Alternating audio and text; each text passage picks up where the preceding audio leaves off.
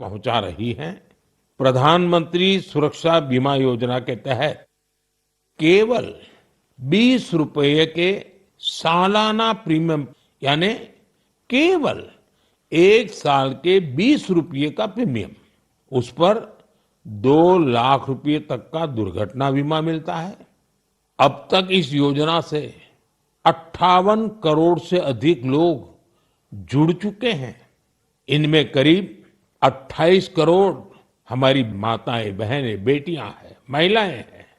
इस योजना से पीड़ित परिवारों को अब तक जो हिसाब मिला है, 3,700 करोड़ रुपए से अधिक की सहायता मिल चुकी है। साथियों, उसी प्रकार से प्रधानमंत्री जीवन ज्योति बीमा योजना भी उतनी ही अहम है। ये योजना व्यक्ति की दुखद मृत्यु होने पर उसके परिवार को 2 लाख रुपए का बीमा कवर देती है।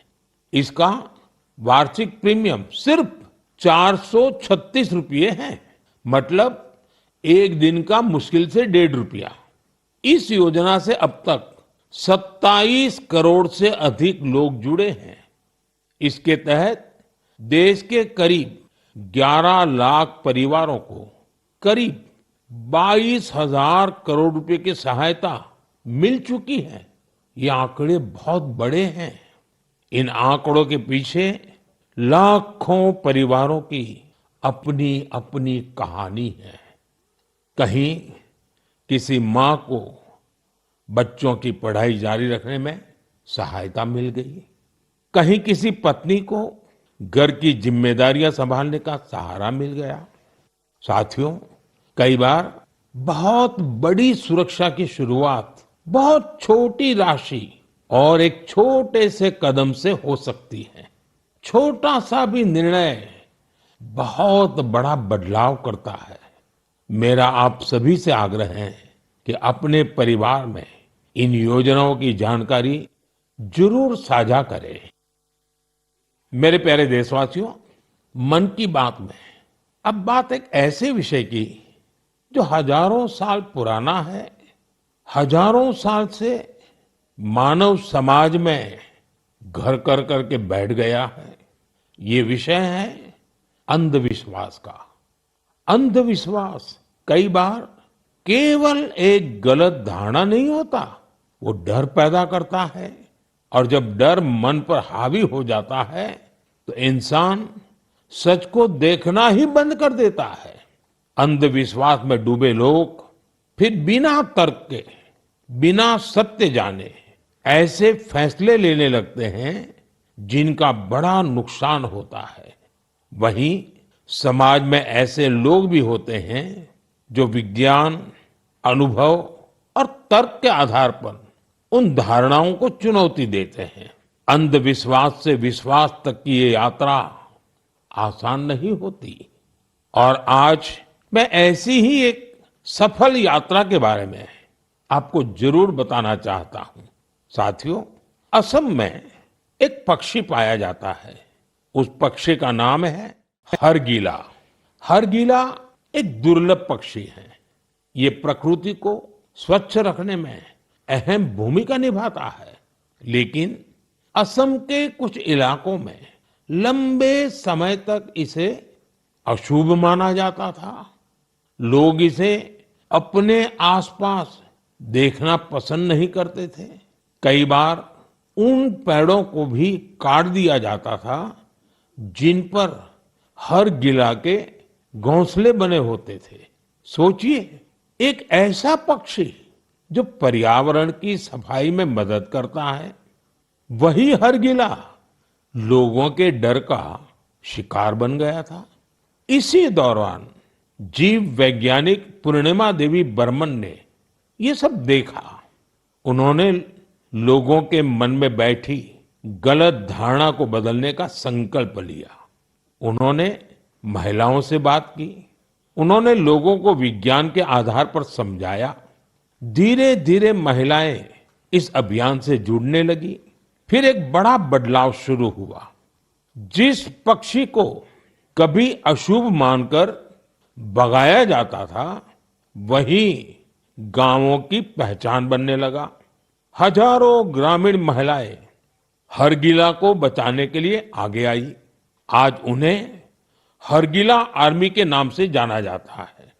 इन महिलाओं ने समाज के साथ संघर्ष भी किया, समाज को समझाने के लिए दिन रात काम किया और अंधविश्वास को पीछे छोड़ करके रहे। उन्होंने दिखाया है जब सही जानकारी पहुंचाई जाती है तो वर्षों पुरानी सोच भी बदल सकती है। साथियों, मैं अक्सर कहता हूं, जो खेलता है वो खिलता है। आज देश में ऐसे युवाओं की संख्या बहुत तेजी से बढ़ रही है, जो खेल भी रहे हैं और खिल भी रहे हैं। पहले की तुलना में अब कहीं अधिक युवा खेलों को कैरियर के रूप में अपना रहे हैं।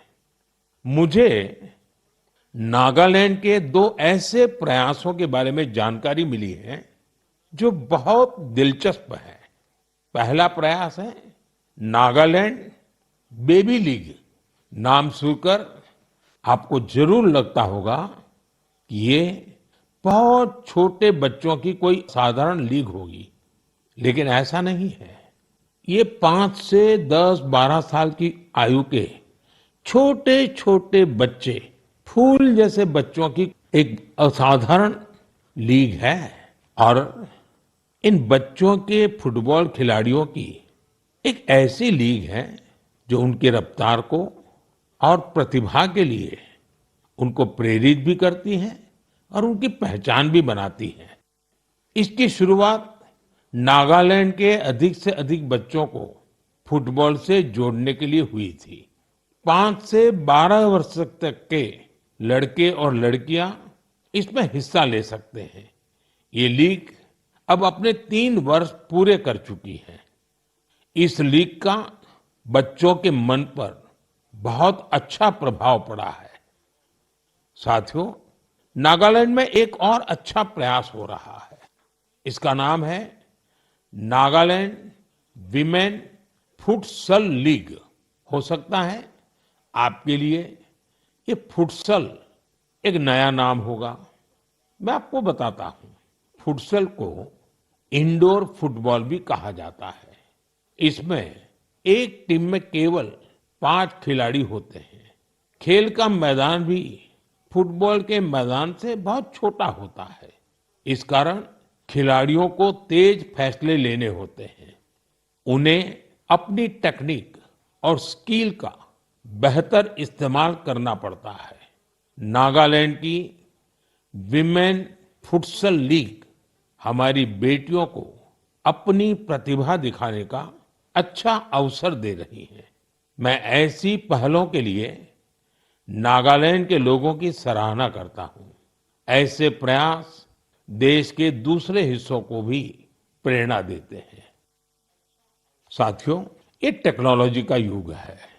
हर दिन नई रिसर्च